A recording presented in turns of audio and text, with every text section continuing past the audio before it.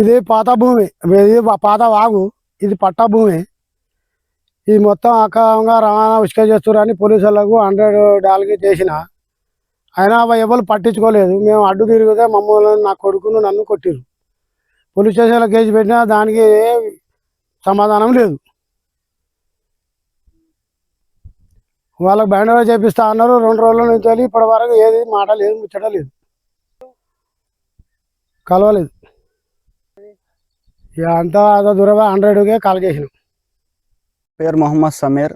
నాది తాటికొండ గ్రామం, స్టేషన్ గన్పూర్ మండలం, డిస్టిక్ జనగాం. మాది పట్ట భూమిలా వాగు పక్క పడ్డే మా పట్ట భూమి ఉంటుంది.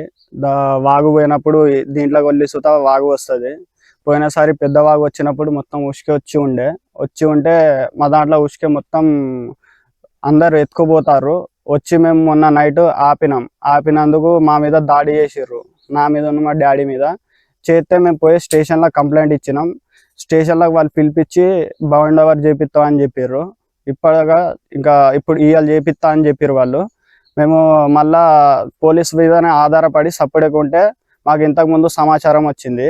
సమాచారం వస్తే మేము ఏం చేసినామంటే మళ్ళీ బైకాడికి వస్తే ట్రాక్టర్లో ఉసుక కొట్టుకొని పోతా అంటే ప్రెస్ వాళ్ళు సుతా చూసిర్రు, వాళ్ళు సుతా వీడియోలు తీసిర్రు.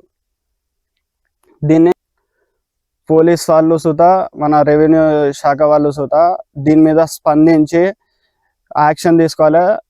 ఉసుక రవాణా చేసేటోళ్ళ మీద యాక్షన్ తీసుకోవాలని మేము కోరుకుంటున్నాం.